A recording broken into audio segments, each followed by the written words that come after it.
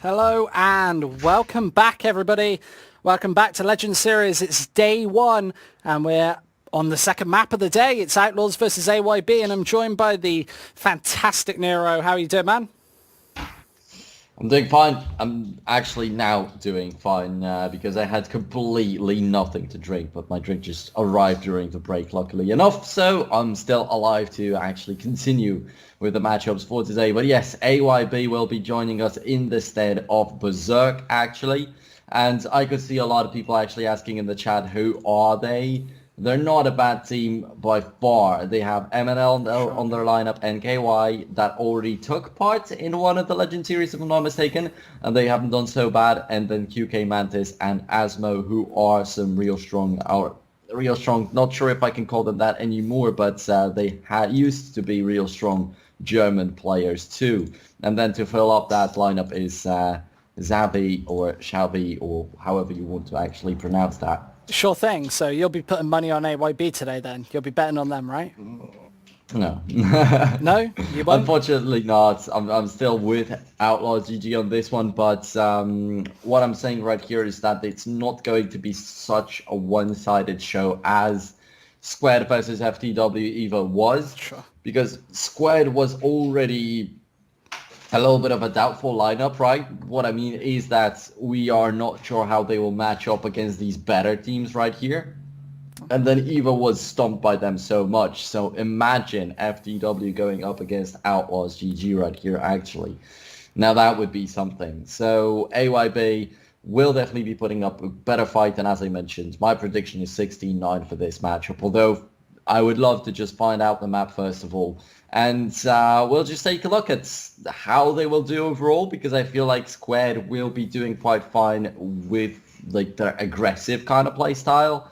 I know how skilled these players can be. Actually, Chev and Juric used to be a part of, or they're still a part of eFrag first, then switched over to Gaming RS and were organizing some tournaments. They used to be spectators for the tournaments too.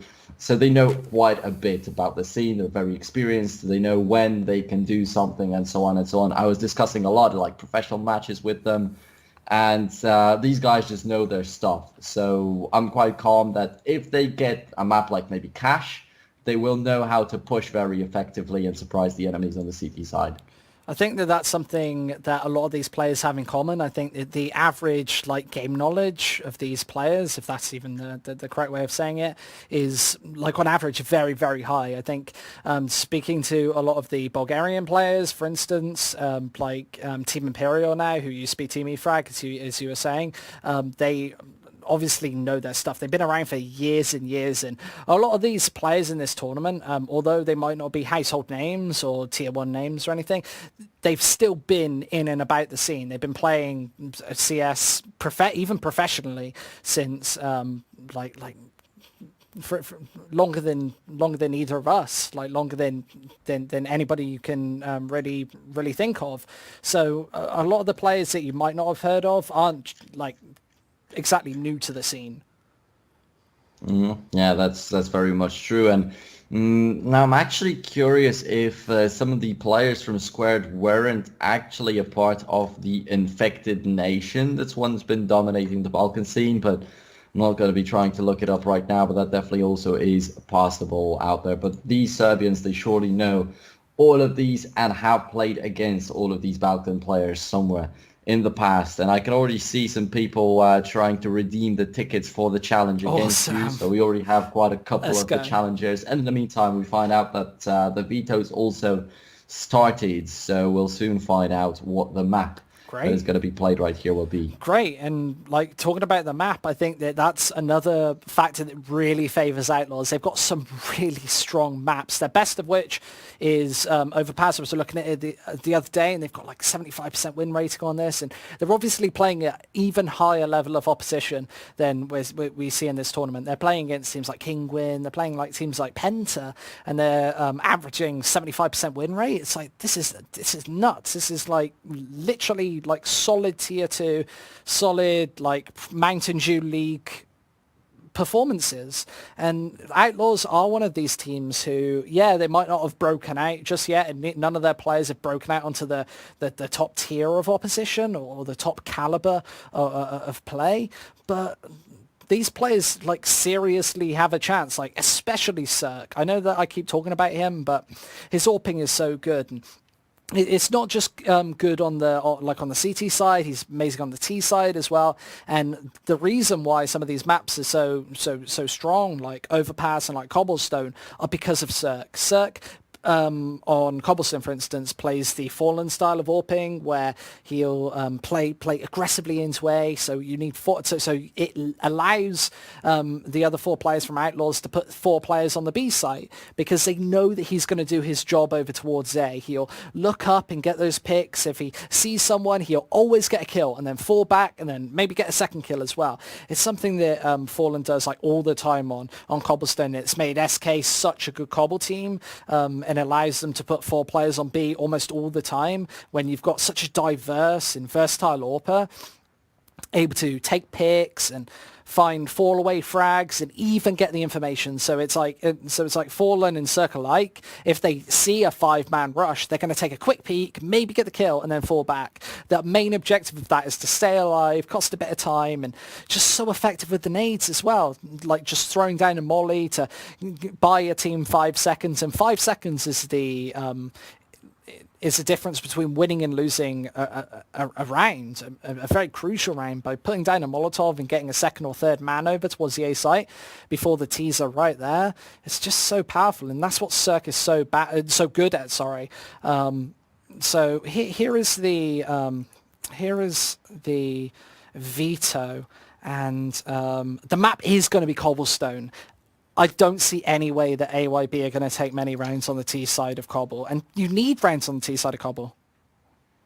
Yeah, you surely do, and all that you said right now, it just seems overwhelming. I feel like from a different perspective, from a person that doesn't necessarily know too much about these teams, all that good stuff about Serie, but it's all true, really. And many of these matches that we're watching, you can definitely see him exceed, and he's always the pillar out there for the team that can carry them through their through where they're struggling. But the rest of the team, you also can't forget about them. Of course, they are undergoing quite a bit of changes lately, but at the core, it's still quite similar. And all of these people are amazing when it comes to it, when they really need it. And right here, I don't think that anybody, as you said, will be able to endanger them in the group stage, really, because FTW, we already know that's probably out of the question. Yeah. Right here, as you're saying, AYB will probably not be getting many T-side rounds, and as they need them, that probably might lead them to the loss on this map. And then Squad, I don't know, since as you pointed out, right here, Outlaws GG, pretty much 2.5 tier maybe. They're dominating also, obviously, the Balkan scene if they're winning these tournaments internationally. And Squad is fighting on the Balkan scene mostly, as they're not reaching the high enough level to really battle it out on such an international high level. Yeah, and that's definitely true. Squared, obviously, like a predominantly Balkan team, they're playing in tournaments like from a lot of the betting sites as well. Like obviously Legend Series is probably a nice relief for them to be able to play against a different tier of opposition, like more openly Europe. Because obviously this isn't just a Balkan tournament. Yeah, we've got Balkan teams, but we've got Russian teams, we've got Western teams as well. So we've got teams from all over, and it gives Squared a nice opportunity to play against a much wider variance of an opponent. Yeah, and also, as you mentioned, it is going to be pretty interesting to watch all that. And they're opening themselves up to that kind of wider scene. But what also comes to my mind is that maybe the domestic matchup will be what catches them off guard a little bit. Maybe they just walked out of the Balkan scene into the entire Europe so that they're not focusing so much on teams like Squad, so that Squad can actually analyze them thoroughly and then surprise us in a match like this. I don't know. But that will come in some moments still, but Outlaws versus AYB is finally starting on Cobblestone. Yeah, it's the knife round, obviously. Not quite pistol just yet, but looks like if Outlaws get this CT side that they probably really want, then I don't see any way that AYB is going to really get into this one. And looks like they actually might at this point. They completely destroyed Asmo there. Just hunkering him into the corner there, pinching him in. And Outlaws, let's see, are they going to stay or switch? I don't know if it really matters, to be honest, but I probably stay, I guess. Yeah, they're going to stay, so this is a nice strong CT start for Outlaws. Alrighty, so we'll be kicking off. Luckily enough, this time there is no pause to start the matchup off, and well, let's see how it all go. As you mentioned, they definitely outplayed Asmo quite a bit on the knife round, but the knife round doesn't matter after all. So much into the matchup. Unless you're able to get a knife kill, really, because that's where it brings you quite a bit of money. Yeah, tons of money. Knife kills obviously aren't... well, obviously a knife kill is a fan favorite, but apart from that, the money that it gains you is just so perfect for gaining an economy. Like, sometimes it is the correct decision to maybe go for a risky knife instead of just pistoling somebody in the back of the head, but it looks like a pretty standard setup from both teams. Well, Nikki looking for some headshots of his own, though no big opening as of yet. Just 10, 17 points damage dealt here and there, and terrorists are poking around, looking for an opportunity for themselves, but apparently they will be rotating over to bomb site A. And as you mentioned, AYB should not be getting many of these rounds on T side, which is the greatest opportunity right now for them. They just win the pistol round, build it up a little bit right here, limit the possibilities for Outlaws. This will already be maybe enough for the T side. Outlaws are just letting AYB walks right to the blender. Look at that double kill. A meaty 2 headshots for NK. And this is what he's known for. That pistol play is so effective. NL trying to do the best he can, but it's NK with a triple kill, and he's been absolutely pincered in a quad for NK. What a dirty pistol round. Oh, okay, so Outlaws definitely already showing to AYB that it's not going to be so easy. They got stopped, spotted out real early on bomb side B. They rotated over to A. They thought they had a lot of map control. Boom, getting demolished, as you mentioned, by the meaty headshots. And yeah, we've got NKY on one side and NK4Y on the other. This far, the latter is proving to be better. Yeah, and I think that that's gonna stay prevalent throughout the whole game. I think that the NK on the Outlaw side is probably going to be the better player, but Ships, he's a couple of kills here, does take the first, but he's being overwhelmed. These Tech-9s doing all the damage. AYB finding the way onto this B site, and obviously Cirque hasn't got the AWP in his hands just yet, so that's going to be a stumbling block for the Outlaw side. I think that they'll probably put 1 or 2 more members on this B site when he gets that scope rifle in his hands. But NK, what a disgusting headshot. Looking for some more, but Spellen's the final man to fall 1-1 as AYB chips it back. And Asma actually getting both the kills out there somehow. Quite good Tech-9 work in there, and a very nice round with a very good timing that they really needed to get in order to get a good shot at earning an initial advantage. And as you mentioned, a little bit of effort right there from NK, but it ended up not really giving them too much. But the kills with the UMP still matter. The $600 of that prize additionally is always something good to have. It's always going to grant you a couple of grenades right here, possibly granting them the masses of the smokes that's getting them 1 kill. Shift with 1 more, but still 3-on-3. Just continuing up until NK gets another one for himself with that thing. Oh, he's also able to catch Mantis off guard slightly, but misses both his shots out there, so not able to pick up a weapon. That's going to be pretty tricky right now. He's down to 3 HP. They have no rifle. A clutch headshot with the M4 from Mantis keeps AYB in this round, but they've still got 2 to find. And this bomb is no closer to a bomb plant. They've got to make this dangerous cross, and against the 2 pistols, it is dangerous, and that's exactly why. NK, what a beautiful headshot. He's been on fire so far. And AYB, they need to hold this one through. How are they going to do it? It's got to be off the back of this famous MLN. Oh, goes down as well. Wow. Spellin looks on point. These pistols from Outlaws clutch back in their favor, 2-1.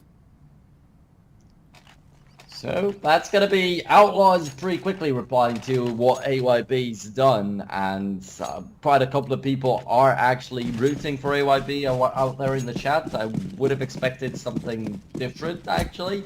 But hell yeah, AYB have proven to have some ideas, look quite strong in some of these aim situations, but the headshots from Outlaws in this round, and also previously when NK had no HP and was still able to take one out, are just a little bit too much. Ships with one again, and he was just standing out there, and they didn't even take him down. They didn't even try. There were no grenades to blind them or anything. They looked real afraid of him. Yeah, and they've got a good reason to be afraid of him as well. He is an absolute monster on just overall towards the B side of the map. He's so good at hitting those headshots, and he's already picked one up this round. And Nicky this time, it's his turn to peek for some more, and Outlaws, you see, they are very confident, just going for these peaks time and time again, and AYB just walking right into the bullets. Asmo does chip one back, there's a headshot for him, but you see Nicky, he trades, peeks it right on through, and there's the second. Well, that's real interesting. Oh, the molly completely misses, but now he's going to get a decoy even to have a more effective pistol with Famas not having any ammo. He's not even going to have to use it. So yeah, to close it all out, he's finally activating himself, as that's the first kill into the map, really.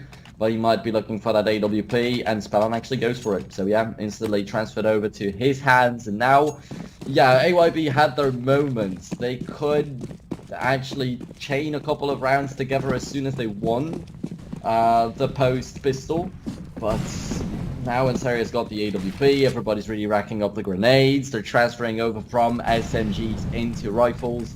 It's getting bad. Yeah, really bad. You see Outlaws seem to just be feeling so good, especially on that B site, which is normally a pretty open point for a lot of these teams, especially at this this sort of level. Cobble can actually be quite T-sided. Savvy does pick up a headshot, but it's traded right back before he can even do so. Outlaws keeping this one even and steady. I'm down to 50. Spallon's going to be down to 44. They've got to be careful right now, but they're gaining the advantage still. And there are still quite a couple of grenades left out there. With 2 mollies, the terrorists can come up with some more complex ideas. But if Nicky catches Asmo out right here, all is done. The bomb was approaching this bomb site too, and now QK Mantis has to fall back and transfer himself over to A, where still there's Terrier waiting, alongside with Spellon, who's got quite a good position. MNL, hopefully he won't be peeking a little bit too early, because if QK Mantis left all by himself, there's nothing he can really achieve. Oh, just missing that shot, and it's a unconventional one at that, Cirque. But it isn't actually going to matter, because obviously it's traded straight on through by Spellon, and then gets the tag on through. This is why he's so dangerous. He's not getting kills, he's doing damage, but it does get traded straight back on through. But Nicky, with the AK-47, closes out the round, seals the deal, 4-1. So the orb's still there, not being as effective as we might have expected it. There's no fireworks just yet out there from Outlaws, but rest assured that it's finally going to kick off. For now, they don't even need it, that's the thing. Even without Saria really exceeding, they're doing quite fine, and well, that's what scares me the most. As we mentioned, AYB should not really be able to get a lot done on the T side, but I also thought that they wouldn't be just manhandled by Outlaws, but that's what's happening this far. Yeah, well, I think I somewhat predicted it, especially on Cobblestone, but you see that play by Spellon. He throws out the impromptu flashbang and then peeks straight on behind it, and you see all 3 members of Outlaws peeking, pushing, and it's going to be Cirque to find a double kill. And even taking a headshot to the, well, a shot to the face, back on 7 HP, still goes for the peaks. This is how supremely confident this guy is, and yeah, he will be facing off against MNL, but I don't know if that's really going to work out in the T's favour, because Cirque is probably the best AWPer in the Balkan region right now. AYB, they might be able to, well, they might be about to face the full force of his scope rifle, but got a little bit of false information there. Spotting nobody across long is probably going to rotate 1 or 2 members of Outlaws to this A site where you would normally have a 4-1 setup right here. And Cirque didn't spot anything out. Here come the nades, but no damage going to be done by them. And AYB setting up the default. Does spot one out, but there's 2 kills from Outlaws. So quick, and they fall back off the back of it. A third, but traded 1 back by Mantis. Means it's Cirque. Is he actually going to go for this? Such balls of steel. He's so confident. But what is going on again? Ships tries to run down long. They have 2 people focused on him, yet they're not able to take him down. They both die, and as you mentioned, they take the kill off the back of it too. And now QK Mantis just rushes out against an AWPer, switching weapons out there, which is just crazy, and it allows the AWPer to switch the weapon himself. So that Zarya gets an easy kill for himself, and that's just MNL all alone, already spotted out from behind. Of course, the CTs will be gaining the map control as there's only 1 single T remaining with so much time out there on their hands. And this round looked real impressive. Yeah. And all the more one-sided. Once again, Outlaws are getting rolling, indeed. It's getting 6-1, but it's not like AYB aren't helping them. That's one thing that you've got to say about Outlaws. When they are obviously feeling it like this, you've got to really fancy their chances to just roll through this group A. And possibly could happen. Spelling the spray down 1 and 2, looking for the third. There it is.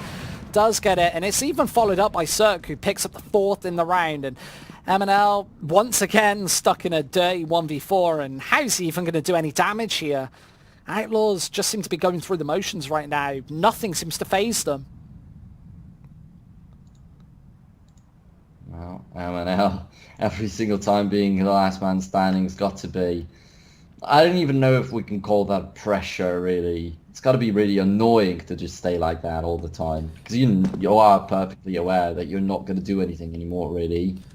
Yeah, but that's an opportunity for you to shine. I mean, you get 2 kills, you're a hero. Yeah, I'm pretty sure that he's probably just shrugging this one off. You see, he's wasting a lot of the time off this clock just to see if Outlaws are going to push. But you see, it's not happening in Cirque.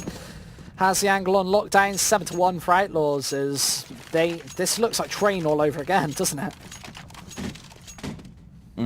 Unfortunately enough, it does seem so indeed, and I'm really astonished because I really expected a little bit more from I don't know, because Savvy, I don't know this person, I don't know this player, so alright, him making little mistakes is acceptable, but when Asmo, such an experienced player, does them alongside with him and they're both playing in the same position, it's just awkward to look at. Now, NKI is going to get rid of Saya, that's a very important kill, but they have 2 more people available in there. Now looking at Ships. He's gonna get a kill on Asmo. He's got some support from Nicky. He gets a double right there. Nobody sees him. Amazing flashbangs have flown out there. He'll just be looking to close it all out with unbelievable. And he gets I think that's 3 out of 4 of the kills by headshots out there. That was so precise, and when Outlaws are playing like this, what the hell can stop them? Definitely not AYB, that's for sure. And you see, even with Cirque going down very, very early on, he peeked out, just got punished for it. Outlaws still able to play around it, and you see that these CT sides are kind of perfectly crafted. They've always got one man to trade off the other. Nicky had a defensive peeker from Ships, who once the attention had been diverted from the aggressive T side, Ships could just peek right into it and find the damage. And you see Nicky trying to do some damage through the smoke. Xavi has gone down to 63, so already it's working. But Outlaws, you see, I feel like AYB are just going to walk right into these crosshairs again. Xavi around the corner, sure to be dead in a moment, but as he gets the kill on Nicky, that increases his chances just a tiny bit until he finally dies. But 1 man leads, nothing too overwhelming. They have the bomb of the position still. Once again, as I mentioned last time, they have 2 mollies. They might be able to figure something out with it, but most importantly, the 2 smokes to cut off some positions. They already should realize around where Ships is gonna be. So that's one position they can take care of, but Mantis is not seen just yet.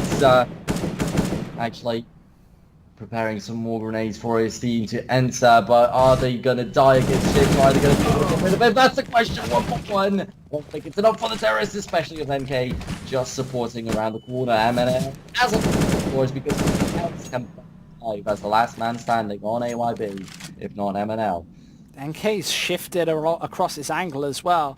MNL doesn't know where this is coming from. Spell and catches him in the back, and 9-1's our scoreline. An easy round once again for Outlaws. AYB has posed pretty much zero threat since that second round, obviously returning straight back after that pistol round, but that was when Outlaws didn't have any money. They didn't have the AWP, they didn't have their default cobblestone setup. They just had a couple of UMPs, they had the SMGs, and they're not comfortable playing with those weapons. They're more comfortable playing with something similar to what we're seeing now. The AK-47s have obviously been picked up from the dead corpses of the T side, and Outlaws, you see, this looks like they're smurfing right now. Nikki and Ships both picking up 1 and 2, and another spray down. Nikki, so dirty. NK as well. Yeah, they're just going through the motions. NK tapping NQ. How do I say this one? Help me out, Nero. Oh man, 10-1, it looks certainly bad, and as you mentioned, it looked like they might be smurfing it a little bit, but it was up against pistols after all, and they both wound up dying on that bomb side B. So on one hand, it's once again just not good enough for AYB. Yeah. Because on a round with just pistols, they achieve pretty much just as much as with rifles.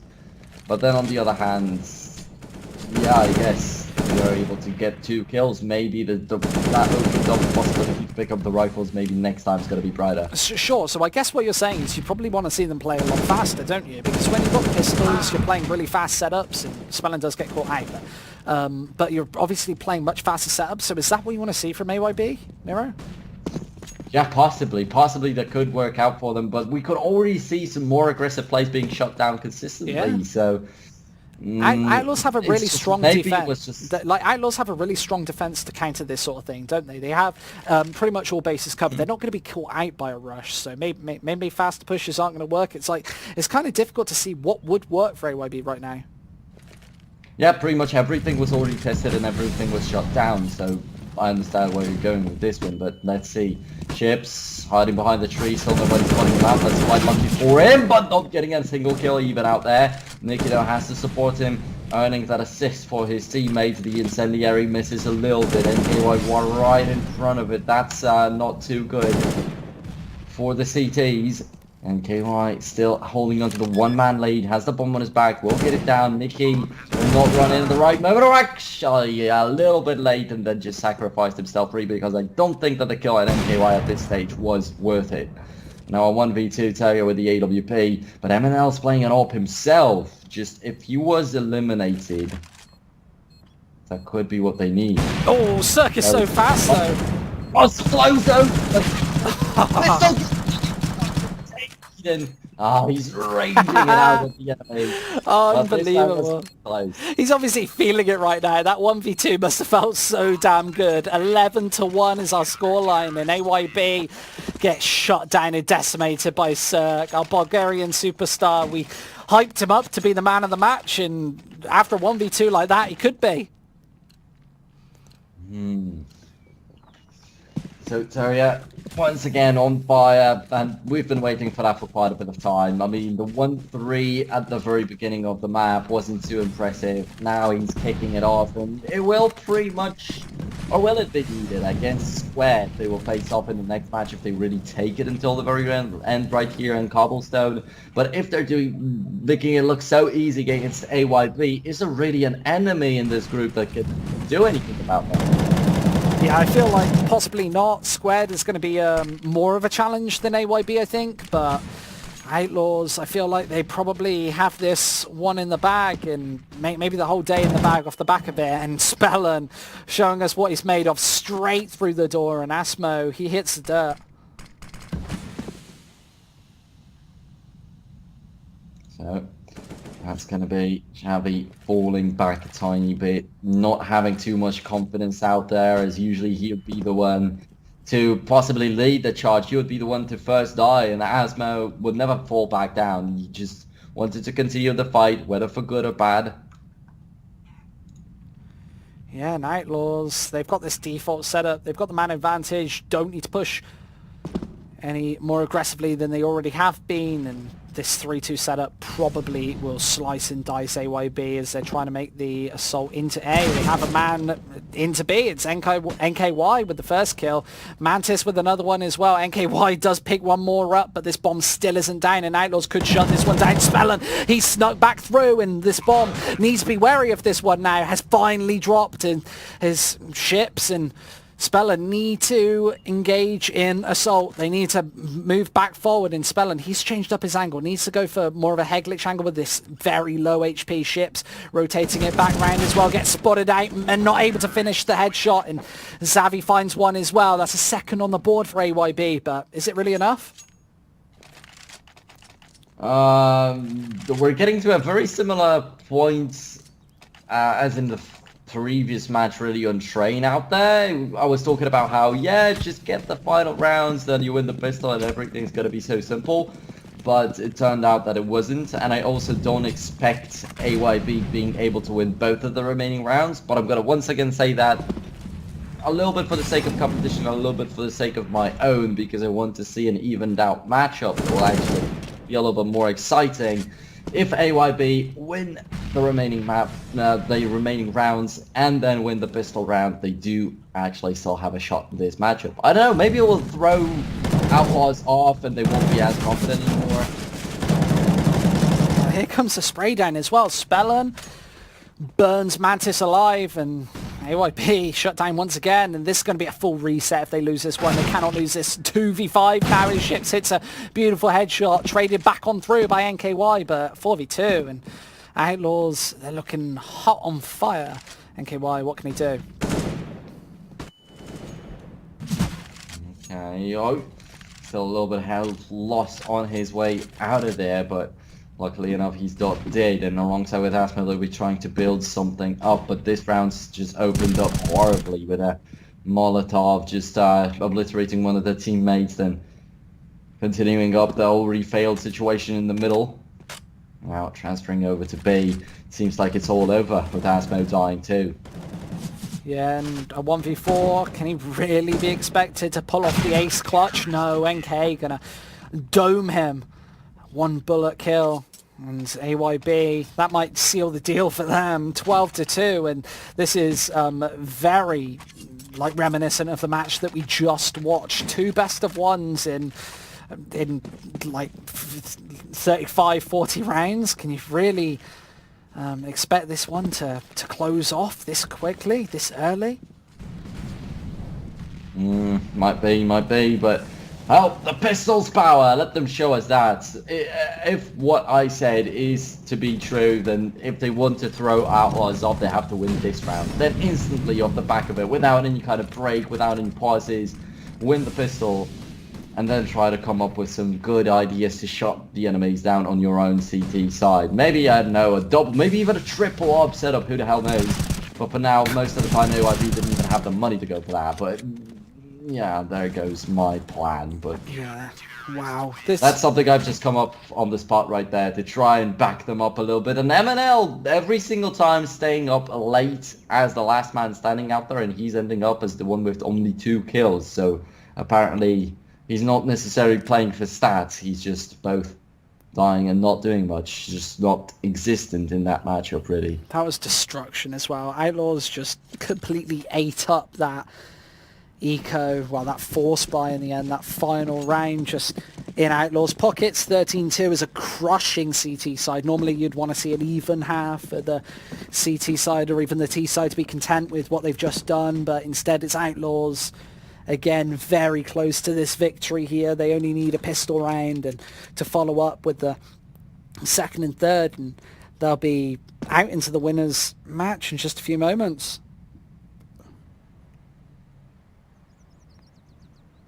Well, Asmo I'm definitely looking at him and QK Mantis also. They were said to be the ones that have the best achievements out there, are most experienced on the team, but this far just nothing flashy really from any single person on the team.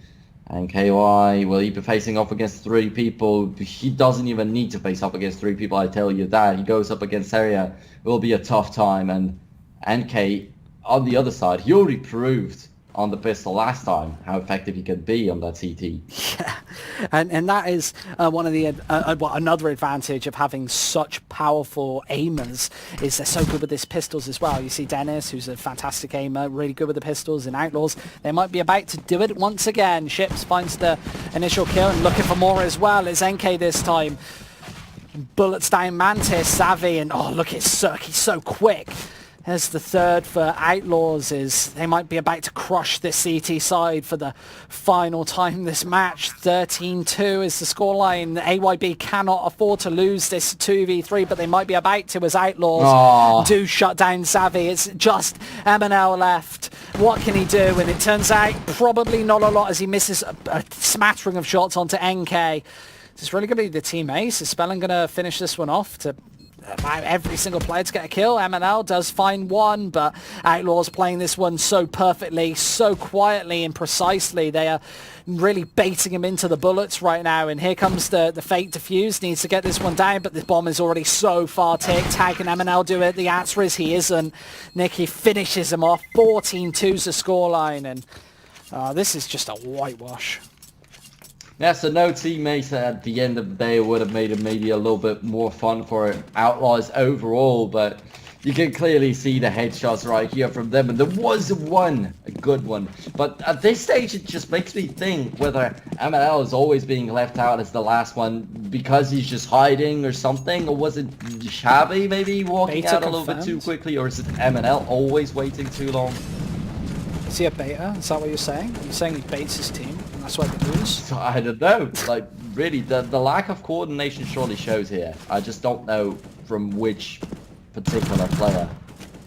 I've not really been focused to catch such huge mistakes, really. It seems too big to actually be there. I think when you're talking about a 14-2 scoreline as well, the blame probably can't fall on one person's shoulders. This is just overall Outlaws outperforming. You see NK, he just picks straight into that shot. No bullets even get off. They're so quick with this. We're just seeing a higher caliber of play here. Insert finishes off the round, puts in a couple of bullets in his body just to check he's dead, just to make sure. And Outlaws a very early match point. Yep, a pretty early one, even earlier than previously, and I'm just wondering because they, in the next match, right off the bat after this one, they will get to face off against Squared, and then we'll probably know everything about this group already. If it is as easy, and I expect it to be, then Outlaws really don't have a challenger here today. Yeah, I agree. Outlaws, and I want to see some really competitive matches, and I don't want the only competitive matches to be the lower bracket final or the lower bracket matches, the elimination matches. I want to see some good games that really matter. I want to see Outlaws get challenged by Squared in the winners match in just a few moments. It would be so awesome to see them actually get pushed right against the edge in these best of ones. This best of one format can be so exciting when you get close matches. It's 4v4 now, AYB. I don't know if this really matters too much anymore. They have force bought into this one. They had to. But Outlaws, they might pick apart this defense one last time. Okay, Asmo with one. Looking for two, but not being able to get that. That's the aim punch, isn't it? A couple of bullets in the stomach, and that's all that she wrote. A final headshot from Nicky. Seals the deal. Outlaws 16-2. Wow, that was a complete wipeout from Outlaws, and what I was expecting. You said there would be more than 4, so even that kind of easy bet didn't pan out, did it? You baited me into that, but did you even predict a score out there, or no, did you not? No. What you'll notice is I will never predict a score. I'll ask you for a score so I can embarrass you. So I can embarrass you after the match. But Cool, cool. I can never I be mean, held to account. you'll be embarrassed after all the matches. Just remember that today. Sure thing. I'm 2 for 0. I'm 2 for 0 right now. I'm doing pretty well with predictions in terms of like who's going to win. But so are you, I guess. I feel this day is pretty easy who to actually predict in these matches, unless we get some really big outliers in terms of like what we're actually seeing. Then I don't know if there are necessarily going to be many surprises today. Yeah, not really expecting that. Pretty much the match that's about to come. Oh, actually, I mean, all that matters is the first place, really, because nobody else gets anything. Everybody else just gets knocked out. So that we already know FTW and AYB stand no chance against Outlaws. It doesn't make a difference that we don't necessarily know who's going to come out victorious out of this losers brackets match, right? Yeah, obviously the winner of this losers bracket match could definitely pose some of a threat against perhaps Squared if they're in the losers match between Outlaws and themselves. But remember, if Outlaws win the winners match that is coming up in... Oh no, it's coming up right now. So we actually play the winners bracket match before we play the losers bracket match. So that's interesting. So Outlaws will only have to play 3 maps tonight instead of the 4 that Squared would have to play if they lose this one. Let's say that they do, which is probably the consensus about this one. Well, the consensus going into this one in Outlaws, I feel like as a prediction, if we do throw in predictions again, what do you think about this map coming up? I don't even know what to say anymore, because I'd like to throw in a prediction, but once again, you're going to brag that I was the one that was wrong. But as I mentioned, like, you'll be the one ashamed at the end of the day. We'll go back to that in just a moment, but I want to remind you that today you've got a chance to challenge Jamie a 1v1 in Counter-Strike, and then you can win some amazing skins from ChallengeME out there. So type in !CME to get the instructions on what you got to do. And these are quite some valuable skins that you can get actually out there. So I would love to fight for it. There's an M4A1S Stat Track Decimator, if I'm not mistaken, and Shadow Daggers Forest DD packs. That is a field tested. Yeah, I think. Sure. We have got a little graphic about it. It's not on your screen right now, but we showed you it. We'll show you it periodically for this 1v1 challenge. And obviously, it's totally free to enter. Here it is. How you do it is you register on ChallengeME.gg. Use the !CME in chat to participate. The first ticket is absolutely free, so it doesn't cost you anything at all. And our currency, betties, can be used to purchase additional tickets. It's only 10 betties each, which it really isn't very much at all. And a challenger will be picked right before the group finals. If you beat me, our resident caster, for an awesome skin. The skins are a Stat Track M4A1S Decimator, that's factory new, or Shadow Daggers, Forest DD Pack, field tested. And subscribers have a higher chance of winning as well. So go subscribe, go do all that fun stuff. And of course, use !CME in chat. And you might be playing me on stream later today in just a few hours, in 2 or 3 hours now. So it's quickly approaching, Nero. Yeah, so if I can just chime in, I'm going to say that also 1 Betty is 1 minute of watching the channel, actually. So for 10 minutes, you can get another ticket. You can get another chance for yourself to actually challenge Jamie right here. And that's about it. Also, if I'm not mistaken, 100,000 betties is 100 euros. You can also look up the shop where you can buy things with betties. You can buy knife skins. You can buy real life stuff out there like keyboards and other peripherals for your PC. So that's amazing. But for now, before we get to Squared Esports versus Outlaws GG, we're going into a short break.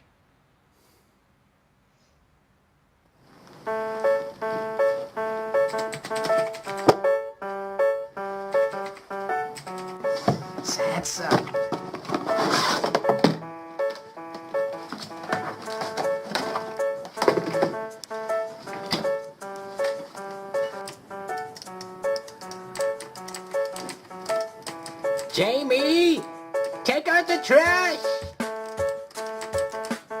I can't hear you over the sound cancelling on my Sennheiser GSP 350 headset.